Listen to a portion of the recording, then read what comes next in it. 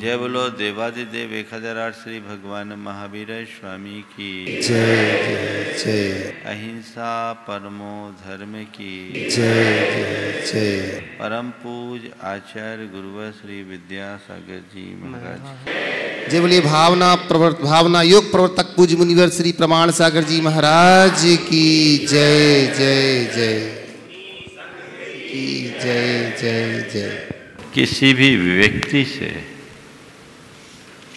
जब कभी उसके संदर्भ में पूछा जाए क्यों भाई कैसे हो, तो जवाब मिलता है सब ठीक है ना। All is well. ये शब्द प्रायः हर व्यक्ति के मुख से प्रकट होता है। आज मैं उसी ठीक पने की बात आप सबसे करना चाहता हूं। आज बात W की है। W for wellness. हमें देखना है हमारे जीवन में वेलनेस है या नहीं। सबसे पहली बात तो ये समझने की है कि हमारी नज़र में वेलनेस है क्या। आजकल देश विदेश में वेलनेस के बहुत सारे सेंटर्स हैं, है ना। वहाँ वेलनेस का संदर्भ प्राय लोग अपने शारीरिक स्वस्थता से जोड़ करके चलते हैं। फिजिकली फिटनेस को लोग वेलनेस मानते हैं, पर ये तो बड़ा स्थूल रूप है। शरीर का फिट रहना मात्र हमारा वेलनेस नहीं है। भारत में एक बड़ा अच्छा शब्द है, क्या हाल चाल है। क्या क्या हाल चाल है। इसका मतलब चाल शरीर का और हाल मन का। अगर ठीक है तो बस यही वेलनेस का हिंदी रूपांतरण होना चाहिए। हाल चाल ठीक है। क्या हाल चाल ठीक है। अब हमें देखना है, चाल तो लोगों की बड़ी सीधी सीधी दिख जाती है, समझ में आती है। हाल लोग छुपा के रखते हैं, वो प्रकट नहीं होता। और सबकी हाल अंदर से खराब दिखती है, सब बेहाल नजर आते हैं, है ना। तो आज मैं आपको आपकी हाल चाल ठीक बनाए रखने के कुछ सूत्र देना चाहता हूं। वेलनेस क्या है? फिजिकल, मेंटल, स्पिरिचुअल और सोशल फिटनेस का नाम वेलनेस है। एक ऐसा स्टेट जहां आप शरीर से, मन से, आध्यात्मिक दृष्टि से और सामाजिक दृष्टि से अपने आप को पूरी तरह फिट महसूस करें। एक शब्द है वेलनेस, तो दूसरा शब्द है इलनेस। ये वेलनेस और इलनेस में क्या अंतर है? वेलनेस यानी ठीक ठाक और इलनेस यानी सब कुछ खराब। आज हमें अपनी इलनेस को खत्म करके वेलनेस को प्रकट करने का रास्ता जानना है। थोड़ा हम देखें हमारा शरीर, हमारा मन और हमारी अंतश्चेतना कब गड़बड़ाती है। शरीर में अस्वस्थता कब आती है, मन में विकृतियां कब पनपती है और अंतश्चेतना में मलिनता कब उभरती है। शरीर कब बिगड़ता है, जब हमारा खान पान कुछ गड़बड़ हो जाता है या बाहर से कोई अटैक होता है, ऐसा कहा जाता है ना। बाहर से कुछ अटैक हम पर हुआ, कोई बैक्टीरियल या कोई वायरल इफेक्ट हुआ, अटैक हुआ, हमारा शरीर बीमार पड़ गया। हमारे लिए हमारे खान पान में कोई कमी हुई, हमारा शरीर बीमार पड़ गया। शरीर को स्वस्थ रखने के लिए व्यक्ति फिजिकली बहुत सारे प्रयास भी करते हैं। कई लोग एक्सरसाइज करते हैं, जिम जाते हैं, खाने पीने पर नियंत्रण रखते हैं। कई लोग योग और प्राणायाम करते हैं, जरूरत पड़ने पर आवश्यक औषधियां भी लेते हैं। लक्ष्य है हम शरीर से फिट रहे। लेकिन वर्तमान में हुए शोधों के आधार पर एक बात उभर कर आई है कि शरीर हो, मन हो या चेतना, इन सब का संबंध हमारे माइंड से है। हमारा माइंड अगर व्यवस्थित रहा तो शरीर भी ठीक रहेगा, मन भी ठीक रहेगा और हमारी अंतश्चेतना भी ठीक रहेगी।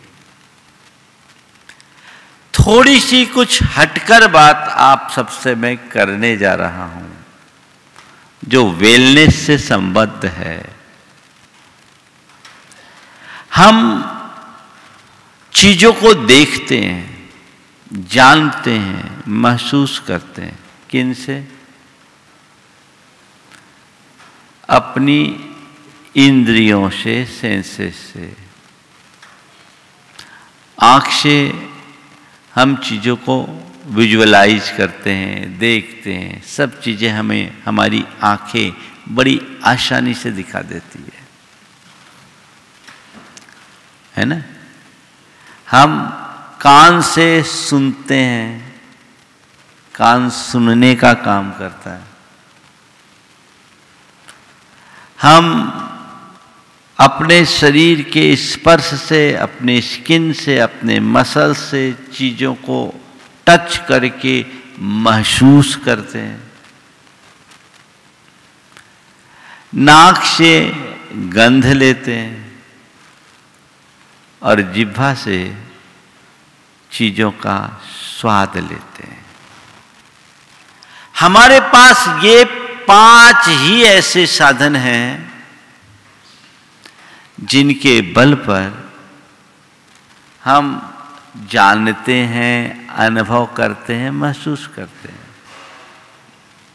लेकिन आँख के द्वारा देखना, कान के द्वारा सुनना, जीभ के द्वारा चखना, नाक के द्वारा स्मेल लेना, गंध लेना और शरीर से स्पर्श करना, महसूस करना, ये सब हमारे कॉन्शियस माइंड के लेवल पर होता है। आंखें देखती है, वहीं खत्म। कान सुनते हैं, बात वहीं खत्म। शरीर से हम किसी चीज को टच करते हैं, उसका स्पर्श हुआ, बात वहीं खत्म होती है। किसी का गंध लेते हैं, बात वहीं खत्म हो जाती है। और कोई चीज का स्वाद लेते हैं, हमारी जो जीभ है उसका स्वाद लेकर बात को वहीं खत्म कर देती है। लेकिन इसके बाद की यात्रा अलग होती है। हमने अपने इन सेंसेस से चीजों को जाना, जानने के बाद इसका संबंध हमारे माइंड से है, तो माइंड में सब चीजें नहीं पहुंचती। आप अपने अनुभव से देखिए, एक नजर में हजारों चीजें आपको दिखती है, पर आपका ध्यान कितनी चीजों पर रह पाता है? रहता है क्या? 2-4 चीजें जिसे आप नोटिस करते हैं। तो बाकी चीजें क्या हुई? डिलीट हो गई। आप घर से गाड़ी चलाकर आ रहे हैं, सैकड़ों लोग आपके नजर में आ रहे हैं, पर उन सब का कोई प्रभाव आपके माइंड पर नहीं है। पर जिनको आपने नोटिस किया वो आपके माइंड पर है। तो बहुत सारी चीजें डिलीट हो जाती है, कुछ चीजें रहती है। उनमें से भी कुछ चीजों को हम थोड़े समय बाद भूल जाते हैं। जो चीजें हमने देखी जानी, उनके साथ हम अपनी पुरानी धारणाओं को जोड़कर अपने माइंड में स्टोर कर लेते हैं। और वो चीजें जो एक बार माइंड में स्टोर हो गई, यानी वो अब सबकॉन्शियस माइंड में चले गई। अब जो भी काम हमें कराएगा, हमारे कॉन्शियस माइंड में हमने जो कुछ भी देखा जाना, उसकी एक इमेज हमारे सबकॉन्शियस में चले गई। अब वो चले गई, यही हमें हर अच्छे और बुरे कार्य के लिए भविष्य में प्रेरित करती है। ऐसा वैज्ञानिकों का कहना है कि एक बार चीजें हमारे माइंड में चले गई, उस माइंड में जाने के बाद हमारी भाव दशा बनती है, हमारी अपनी मान्यताओं और धारणाओं के कारण। हम चीजों को देखकर जैसी मान्यता और धारणा बनाते हैं, उन्हें देखने के बाद हमारे अंदर वैसी स्टेट बनती है, वैसी भाव दशा बनती है। एक पॉजिटिव भी बनती है, एक नेगेटिव भी बनती है। जैसे आपने हिमालय को देखा, 4 लोगों ने हिमालय देखा। अब 4 व्यक्तियों ने हिमालय देखा, वो हिमालय के बारे में अगर कुछ कहेंगे या लिखेंगे तो क्या लिखेंगे? चारों एक सी बात लिखेंगे क्या? क्या हुआ? चारों अलग अलग ही लिखेंगे ना। क्यों अलग अलग लिखेंगे? क्योंकि चारों ने उसे जैसा महसूस किया वैसा लिखेंगे। चीजें घटती है, पर उनका अनुभव हम अपनी धारणाओं के अनुरूप करते हैं। उनमें अच्छा बुरा संबंध जोड़ते हैं। जब चीजों के साथ अच्छाइयां जुड़ती है, तो उससे हमारे शरीर के अंतःस्रावी ग्रंथियों में अच्छे रसायनों का प्रवाह प्रारंभ हो जाता है। और चीजों के साथ जब नकारात्मकता जुड़ जाती है, तो हमारी अंतःस्रावी ग्रंथियां नकारात्मक रसायन छोड़ना शुरू कर देते हैं। अच्छे और बुरे सोच से अच्छी बुरी छाप पड़ती है, और अच्छी बुरी छाप से अच्छे और बुरे रसायनों का स्राव होता है। अच्छे रसायन वेलनेस की ओर ले जाते हैं और बुरे रसायनों से इलनेस आ जाती है। ये बात पूरी तरह से सुस्थापित है कि हमारी भाव दशा जिसे हमने तैयार किया अपनी सोच के अनुरूप, उससे हमारी अंतःस्रावी ग्रंथियों का बड़ा गहरा संबंध है। तो वो भाव दशा जैसी बनी वैसा हमारी मनोवृत्ति बनी, उस तरह के रसायन हमारे शरीर में प्रवाहित हुए। अच्छे रसायन हमें वेलनेस की ओर ले जाते हैं और बुरे रसायन हमारे लिए इलनेस की ओर ले जाते हैं। अच्छे रसायनों से जब हमारे शरीर में अच्छे रसायनों का स्राव होता है, शरीर भी स्वस्थ रहता है, मन भी स्वस्थ रहता है और चेतना भी प्रशस्त होती है। जब इलनेस आ गई तो शरीर में बीमारियां आना शुरू हो जाती हैं, जो हार्मोनल डिसऑर्डर्स के कारण होती है। किसी को आर्थराइटिस हो गया है, किसी को अस्थमा हो गया है, किसी को अल्सर हो रहा है, तो किसी को हाइपरटेंशन है। ये सब बीमारियां क्यों हैं? किसी को थायराइड की प्रॉब्लम है। ये सारी इलनेस है, ये बीमारियां प्रकट हुई। आपने बीमारी तो बाहर देख ली, लेकिन वो प्रकट क्यों हुई? कहीं ना कहीं अंदर से रसायनों का प्रभाव पड़ रहा है, रसायनों का प्रभाव पड़ रहा है। और मन में देखो तो चिंता है, एंजाइटी है, डिप्रेशन है, अन्य प्रकार के डिसऑर्डर्स हैं। ये सब क्या है? मन पर पड़ी नकारात्मकता का प्रभाव है। और इन्हीं सब चीजों के कारण हमारी इमोशनल स्टेट बिगड़ जाती है। क्रोध होगा, ईर्ष्या होगी, द्वेष बनेगा, जलन कुलन की भावना होगी, मान माया लोभ आएगा, वासनात्मक विकार पनपते हैं। ये चीजें एक दूसरे से जुड़ी हुई है। ये सब हमारे इलनेस है। अब इलनेस को वेलनेस में बदलना है। बात समझ में आ रही है आपको? इलनेस को वेलनेस में बदलना है। उसके लिए क्या करना है? भावना योग करना है। भावना योग के माध्यम से हम कुछ ऐसे आत्म सुझाव अपने साथ जोड़ते हैं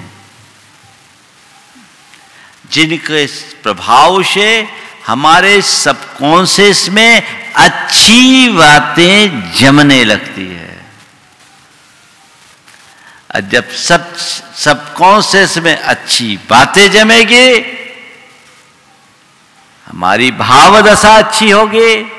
और जब भाव दशा अच्छी होगी तो शरीर भी स्वस्थ होगा, मन भी प्रशस्त होगा और चेतना भी विशुद्ध होगी। तो जड़ क्या है? माइंड है। माइंड में वेलनेस लाने के लिए भावना योग कीजिए।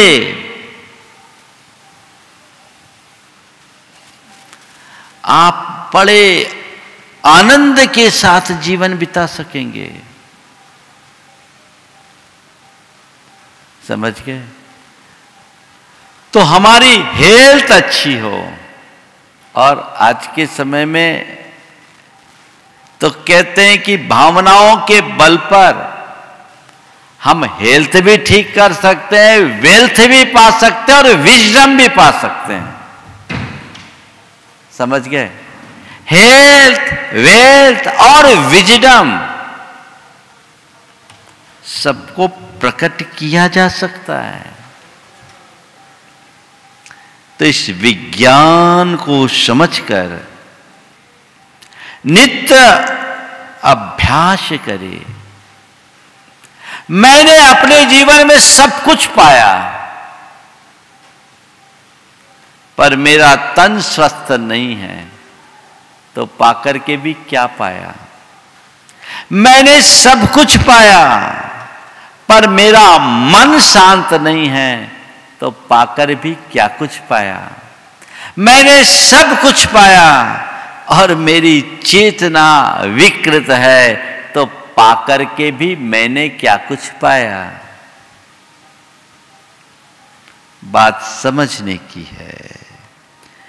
तो हमारी साधना यही है कि हम मूल में जाएं, अपनी भावनाओं के बल पर भावनाओं के रूपांतरण से जीवन को रूपांतरित करने का मार्ग पाएं। सदियों से हमारी संस्कृति में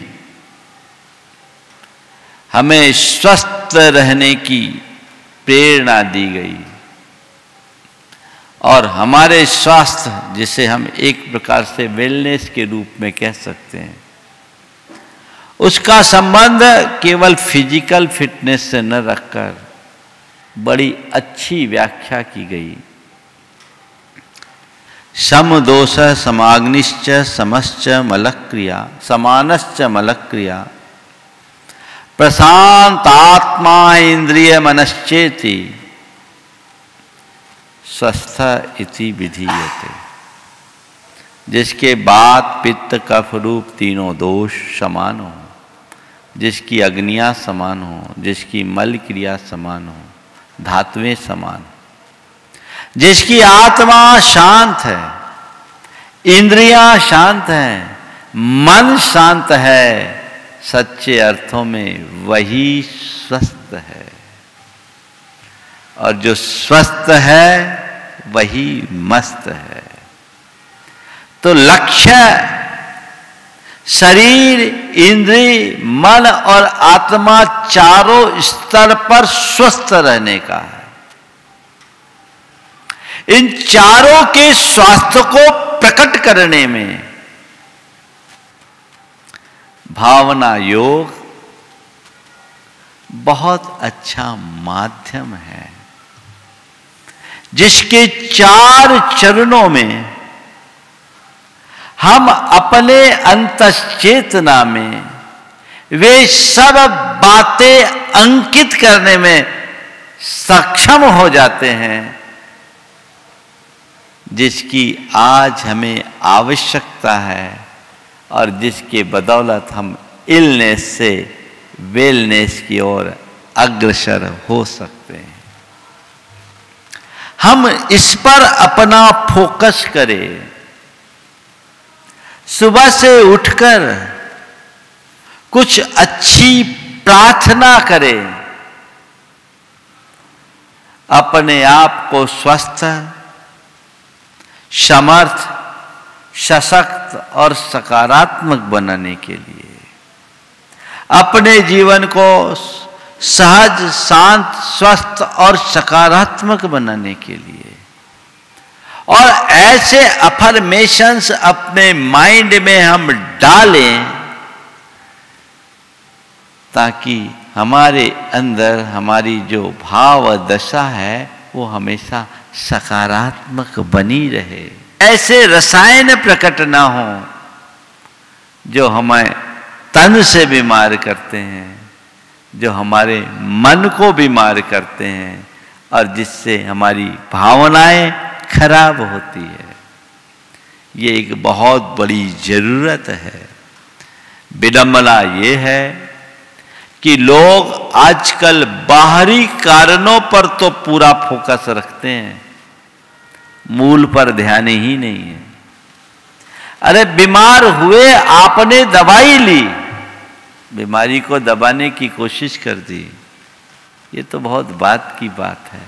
क्यों ना हम ऐसी दिनचर्या रखें कि हमारे अंदर बीमारी ही ना हो। बीमार होने के बाद उसकी चिकित्सा कराना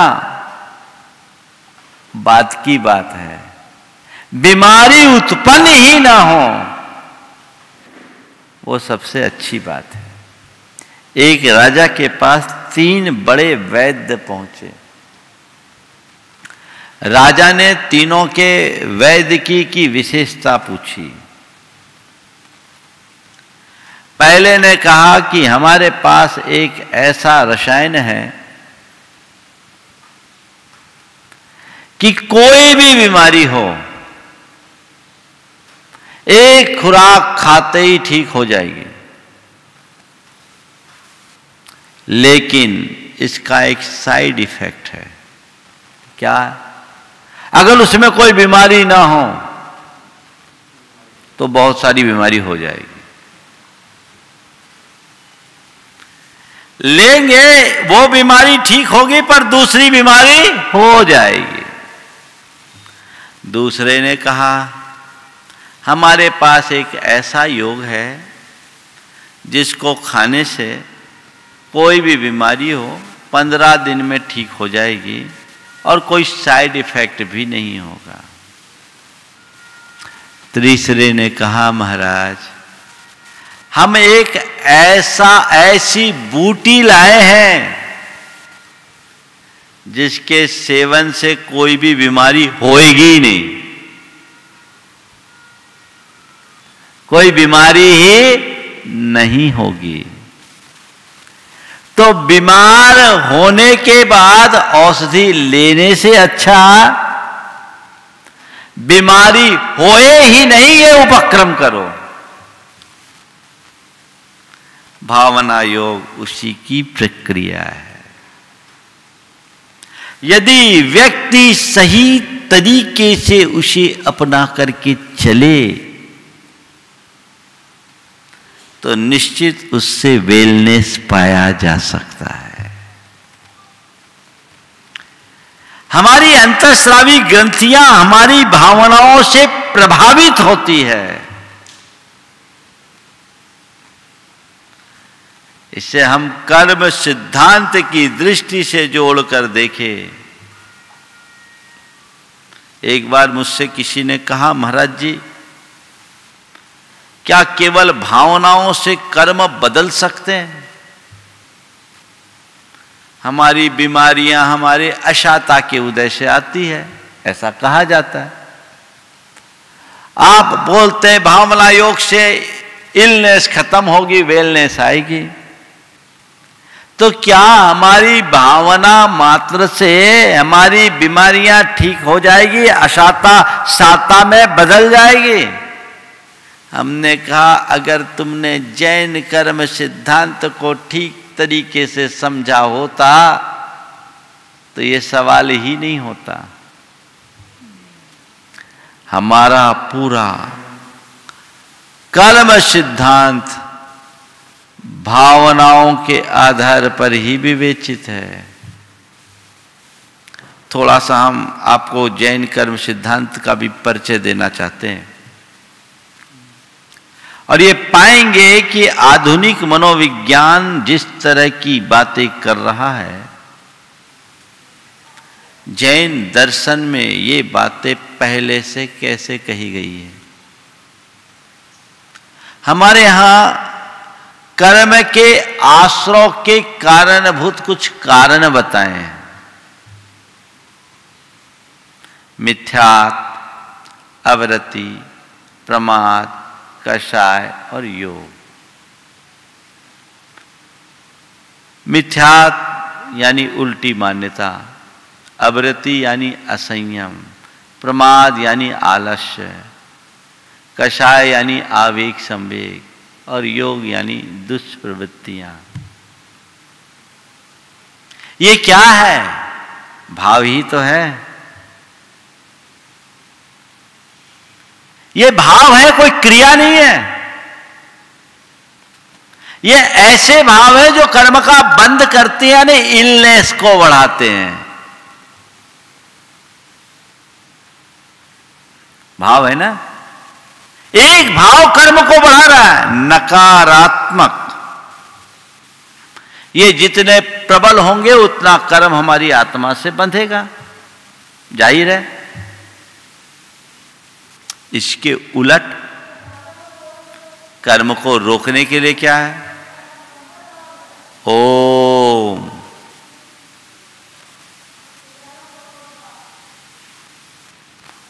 ओम।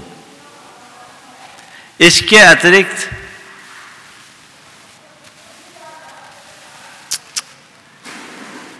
ओम शांति। तो मैं आप सबसे क्या कह रहा हूं, ये भी भाव ही है ना, ये इलनेस है। तो क्या बोला, मिथ्या, असंयम, है ना, प्रमाद, आलस्य, कषाय, आवेग, संवेग, और योग हमारी प्रवृत्तियां, दुष्प्रवृत्तियां। ये सब निगेटिव स्टेट की चीजें हैं, ये सब नकारात्मक भाव दशा है जो कर्म को बांधते हैं। ये इलनेस है, ये आश्रय हो गया। इसको रोकना है तो संवर करो। संवर में क्या है, गुप्ती है, समिति है, धर्म है, अनुपेक्षा है, परिचर्य है और चारित्र है। ये क्या है, इनमें मुख्य रूप से धर्म और अनुप्रेक्षा को देखो। ये क्या है, हमारे भाव ही तो हैं। क्रोध को जीतना है, क्षमा को धारो। क्रोध भी एक भाव है, क्षमा भी एक भाव है। क्रोध में इलनेस है, क्षमा में वेलनेस है। अभिमान भी एक भाव है, मृदुता भी एक भाव है। अभिमान में इलनेस है, मृदुता में वेलनेस है। कपट भी भाव है, सरलता भी भाव है। एक में इलनेस है, एक में वेलनेस है। लालच भी भाव है, संतोष भी भाव है। एक में इलनेस है, एक में वेलनेस है। पूरी व्याख्या करूं, 10 के 10 धर्मों को देख लो। ये क्या है, ये हमारे अंदर के वे उदात्त भाव हैं जिनसे हमारी चेतना का भावनात्मक स्वास्थ्य बदलता है और उससे उत्पन्न विशुद्धि के परिणाम स्वरूप कर्मों का आगमन रुक जाता है। तो बात आपको समझ में आ रही है कि भाव दशा के परिवर्तन से कर्मों में कैसा परिवर्तन किया जा सकता है। 12 भावनाएं तो पूरी तरह यही बताती है। अपने भाव दशा को चेंज करो, कर्म का आगमन रुक जाएगा। आप लोग नल से पानी लेते हो ना, तो नल की टोंटी खोलने के लिए क्या करते हो, उसको बाहर की तरफ घुमाते हो, टोंटी खुलती है। और बंद करने के लिए क्या करते हो, अंदर की तरफ घुमाते हैं, है ना। बाहर की तरफ घुमाने से टोंटी खुलती है और अंदर की तरफ घुमाने से टोंटी बंद होती है। जब तक आपकी भावना बहिर्मुखी होती है, इलनेस की ओर है, कर्म का प्रवाह आता है और आपने अपनी भावना को अंतर्मुखी किया, वेलनेस की ओर बढ़ गए, कर्म का प्रवाह रुक गया। समझ में आ रही है बात। अब और एक बात बताते हैं। महाराज, ये तो आपने कर्म के बंध और संवर की बात की, कर्म के उदय में हमारी भावनाओं का क्या करामात है, इसे भी थोड़ा समझ लीजिए। मेरे लिए, मेरे तन को, मेरे मन को या मेरी चेतना में कोई इलनेस है, ये भाव है। इसकी जड़ क्या है, हमारे अंतःस्रावी ग्रंथियों से होने वाला, प्रकट होने वाला रसायन। और एक बात ये भी ध्यान रखने की है कि कर्म और आत्मा का जो संबंध है वो भी रासायनिक संबंध है। जब हमारे भावों में विशुद्धि आती है तो हमारे अंतःस्रावी ग्रंथियों का रसायन बदल जाता है। जब हम अल्फा स्टेज पर पहुंच जाते हैं तो हमारी सारी रसायनों में परिवर्तन आता है, सारे हार्मोन्स का सिक्रेशन चेंज हो जाता है। तो जब हमारी अंतःस्रावी ग्रंथियों का रसायन बदला तो हमारे शरीर के केमिकल भी चेंज होते हैं। शरीर के केमिकल चेंज होते हैं तो हमारे कर्मों के साथ उनकी जो केमिस्ट्री बनी हुई वो चेंज हो जाती है, और कर्मों की केमिस्ट्री बदलती है तो पाप पुण्य में परिवर्तित हो जाता है। तो भावनाओं से हम अपने अशुभ को शुभ में ट्रांसफॉर्म कर सकते हैं। ये बात आपको समझ में आ रही है कि नहीं आ रही? उस लेवल का भाव होना चाहिए, केवल बातें करने से नहीं होगा। तो ये उसका चमत्कार है। जो व्यक्ति इसे सिद्धांततः मानकर स्वीकार लेते हैं तो वे अपने शारीरिक, मानसिक और चैतसिक विकृतियों को जीतने में समर्थ हो सकते हैं। हम सब कुछ पा सकते हैं, क्योंकि हमारे यहाँ की ये उक्ति बड़ी पुरातन है, यद भावते तद भवति। जैसी भावना भाई जाती है वैसा होता है। तो हम अच्छी भावना भाए, अच्छा परिणाम पाएं। चूंकि जन्म जन्मांतरों के संस्कार हमारे उल्टे हैं। जैसी हमारी मान्यता, जैसी हमारी धारणा, जैसा हमारा बिलीफ होता है, हम चीजों को उसी एंगल से देखते हैं। हाँ, देखते हैं ना? जैसा बिलीफ होता है हम चीजों को उसी एंगल से देखने के आदी हैं। अब उस बिलीफ को जब हम चेंज करेंगे तब हम अपनी पॉजिटिविटी को बढ़ा पाएंगे। तो अपनी पॉजिटिविटी को बढ़ाने के लिए सबकॉन्शियस में पॉजिटिव मैसेज देना जरूरी है, जिससे पुरानी बातें डिलीट हो और अच्छी बातें फीड हो। तो भावना योग ये प्रभाव आप सब पर छोड़ता है, आपके वेलनेस को बनाए रखने के लिए।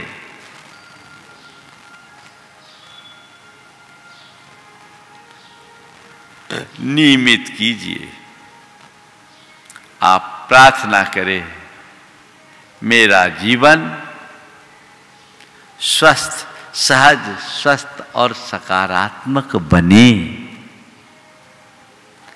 मैं हर पल सहज, स्वस्थ और सकारात्मक रह सकूं। मैं स्वस्थ, सहज, स्वस्थ, सकारात्मक जीवन जी रहा हूं। 4 स्टेज है उसके, आप सब तो करते ही हैं, पर संक्षेप में एक छोटी सी थोड़ी सी बात करके एक प्रैक्टिकल प्रयोग कराऊंगा आप लोगों से। पहले वो प्रार्थना जो हम होना चाहते हैं। दूसरी बात, मन में बंधी हुई वे गांठें जो हमने बहुत पुराने समय से बांध रखी है, जो हमारे मानस में अंकित है, उन सबको साफ करना। इनर क्लीनिंग जिसे हम कहते हैं, प्रतिक्रमण, उसे हम दूर कर सकते हैं माफ करने की वृत्ति से। क्षमा करो, भूलो और साफ करो। लोग 10-10, 20-20, 25-25, 50-50 वर्ष पुरानी बुरी स्मृतियां अपने दिमाग में टांगे रखते हैं। कई कैलेंडर बदल गए लेकिन ये कैलेंडर नहीं उतरता। वो चीजें जब तक बैठे रहेगी, आपको चीजों का देखने का नजरिया वैसा ही बनेगा। फिर आप इलनेस की ओर ही जाएंगे, वेलनेस नहीं आएगा। उसको हटाना जरूरी है। जब हम अंतर मन से ये बात बोलते हैं कि मैं सभी जीवों से क्षमा मांगता हूं, सभी जीवों को क्षमा करता हूं, सभी मुझे क्षमा करे, मेरा सबसे प्रेम है, सभी से मेरी मैत्री है, सभी मेरे मित्र हैं, मेरा मन पवित्र है। और वैसा करते समय मन में ऐसी प्रसन्नता और उस तरह की विजुअलाइजेशन हमारे अंदर हो, वो छवि उभरने लगे, तो धीरे धीरे अंदर से जितने भी दुर्भाव हैं वे सब साफ होने लगेंगे। ये प्रतिक्रमण है। और फिर है इनर रेजोल्यूशन, प्रत्याख्यान। वे संकल्प जिन्हें हम पाना चाहते हैं, जैसा होना चाहते हैं। मैं सहज हूँ, मुझे सहज रहना है, मुझे शांत रहना है, मुझे संयम रखना है, मुझे सकारात्मक रहना है, मुझे अपना लक्ष्य पाना है। ये भाव अंदर आए और उस समय इस तरीके से विजुलाइज करे कि मैं सहजता की ओर बढ़ रहा हूं, मैं शांति की ओर बढ़ रहा हूं, मुझ में सकारात्मकता बढ़ रही है, मैं प्रसन्नता से भर रहा हूं। ये चीजें जब आपके माइंड में बैठने लगेगी तो वेलनेस बढ़ेगी, इलनेस जाएगी। छोटी छोटी बातों में असहज हो जाने वाले लोग, पल पल में अशांत हो उठने वाले लोग, हर बात में नकारात्मक दृष्टि से देखने वाले लोग जीवन में कभी कुछ अच्छा उपलब्ध नहीं कर सकते और जीवन में कभी खुश नहीं रह सकते। तो हम सदाबहार खुश रहना चाहते हैं, अपने जीवन को बेहतर बनाना चाहते हैं। क्यों ना वो बातें हम अपने सब कॉन्शियस में फीड करें जिसकी हमें जरूरत है। यदि ऐसा करने में हम समर्थ होंगे, इलनेस जाएगी, वेलनेस आएगी। दोहराएं, बार बार दोहराएं। मेरे संपर्क में सैकड़ों लोग इस प्रयोग से अपने जीवन में बड़े बड़े बदलावों के अनुभव बताए। लोगों की चिंता खत्म हुई, लोग डिप्रेशन से मुक्त हुए, कई लोग हैं जिनका गुस्सा शांत हुआ, कई लोग नेगेटिविटी से मुक्त हुए और कई लोगों की शारीरिक बीमारियां भी दूर हुई। अनेक बार आप लोगों ने इन मंचों से भी सुना है। कईयों की बुरी आदतें, एडिक्शन छूटी, कईयों की आलस दूर हुआ, कई लोगों की वर्क एफिशिएंसी बढ़ी। आप भी कर सकते हैं। फिर चौथे स्टेज में जो इनर रिफ्लेक्शन है, जो मैं होना चाहता हूं वैसा अपने आप को महसूस करें। स्वस्थोहम, सहजोहम, शांतोहम,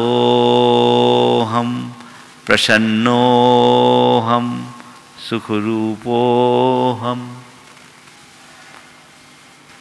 पूर्णोहम, परिपूर्णोहम। ये कुछ ऐसे शब्द हैं जिनको बार बार दोहराते हुए आप वैसा महसूस करें तो वो आपके जीवन में एक अलग उपलब्धि बनेगी। मैं थोड़े से समय में आपके इलनेस से छुटकारा और वेलनेस को दिलाने वाली कुछ कमांड्स आप सबको दे रहा हूं। भावना योग का ये सबसे छोटा प्रारूप होगा। आप इसे जब चाहे प्रयोग में लें। बस ध्यान केवल ये रखना है कि जो भी शब्द मैं बोलूं आप लोग दोहराते समय उसे विजुअलाइज करते हुए करें, तो वो आपके जीवन की एक बड़ी उपलब्धि होगी। आप चालू करें, मैं शुरुआत करता हूं। हे प्रभु, आपके चरणों में कोटि कोटि नमन, कोटि कोटि वंदन, कोटि कोटि आभार। हे प्रभु, आपकी कृपा से मुझे ऐसी शक्ति मिले कि आज के इस दिन को अच्छा दिन बना सकूं। हे प्रभु, आज का दिन उत्साहपूर्ण आनंदमयी हो। आज मैं प्रसन्न रहूं, सहज रहूं, शांत रहूं, सकारात्मक रहूं, मुझ में संतोष रहे, मुझ में संतोष रहे, संयम रहे, शांति हो। हे प्रभु, मैं बीते दिन की सभी बुरी स्मृतियों का परित्याग करता हूँ। मैं सभी जीवों से क्षमा मांगता हूँ, सभी जीवों को क्षमा करता हूँ। सभी मुझे क्षमा करे, सभी मुझे क्षमा करे। मेरा सबसे प्रेम है, सबसे मेरी मैत्री है। मेरा सबसे प्रेम है, सबसे मेरी मैत्री है। सभी मेरे मित्र हैं। मेरा मन पवित्र है। सभी मेरे मित्र हैं। मेरा मन पवित्र है। हे प्रभु, आज के इस दिन को मैं एक उत्सव की तरह बिताऊंगा। हे प्रभु, मुझे प्रसन्न रहना है। मुझे प्रसन्न रहना है। मुझे प्रसन्न रहना है। मुझे प्रसन्न रहना है। मुझे सहज रहना है। मुझे सहज रहना है। मुझे सहज रहना है। मुझे सहज रहना है। मुझे शांत रहना है। मुझे शांत रहना है। मुझे शांत रहना है।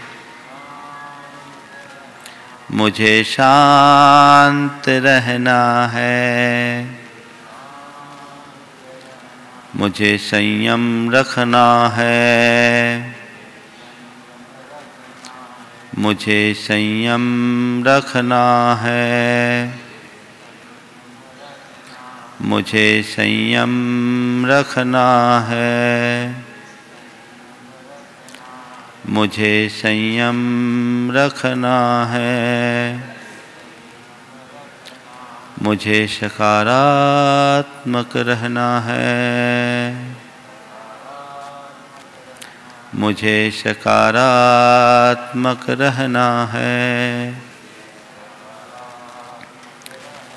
मुझे सकारात्मक रहना है।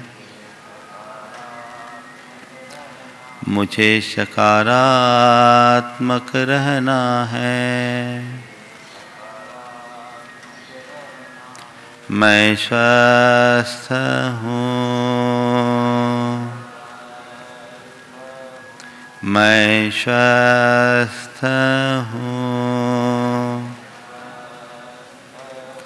मैं स्वस्थ हूँ। मैं स्वस्थ हूँ। मैं सहज हूँ। मैं सहज हूँ। मैं सहज हूँ।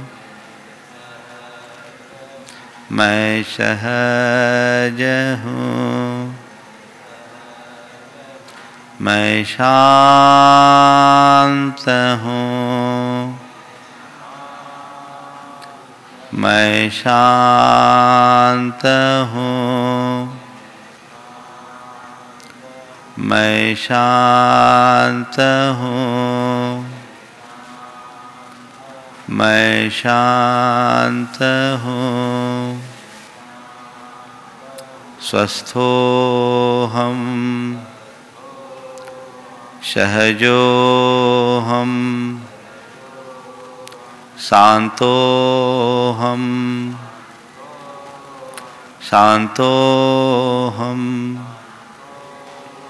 प्रसन्नोऽहं प्रसन्नोऽहं प्रसन्नोऽहं प्रसन्नोऽहं सोऽहं सोऽहं सोऽहं सोऽहम्। भावना योग का ये छोटा सा रूप आपके वेलनेस की वृद्धि का बड़ा सहज निमित्त बनेगा। जब आपको समय हो, सुविधा हो, आप बेहतर हो सुबह सुबह उठ कर के आप इतना करें अपनी मोबाइल में या अन्य माध्यमों से, और दिन में जब आपको फुर्सत हो तब आप करें। जब आपको इलनेस फील होने लगे तो वेलनेस की स्विच को ऑन कर दीजिए। आपके जीवन में वो धन्यता व दिव्यता प्रकट होगी। मैं यही भावना भाता हूँ सभी वेल बीइंग बने। और आप अपने हिसाब से देते रहें, जीवन में बहुत बड़ा बदलाव घटित हो सकता है। जो लोग नियमित भावना योग कर रहे हैं वे तो अपने अनुभव सबके बीच साझा करते ही हैं, उनमें बदलाव है। लेकिन हमें इस प्रक्रिया को जन जन तक पहुंचाना चाहिए। ये हमारी मूलभूत साधना का ही एक अंग है जिससे हम शरीर, मन और चेतना तीनों के स्तर पर विशुद्ध बनेंगे, समर्थ बनेंगे। जय बोलो परम पूज्य आचार्य गुरुवर श्री विद्यासागर जी महाराज।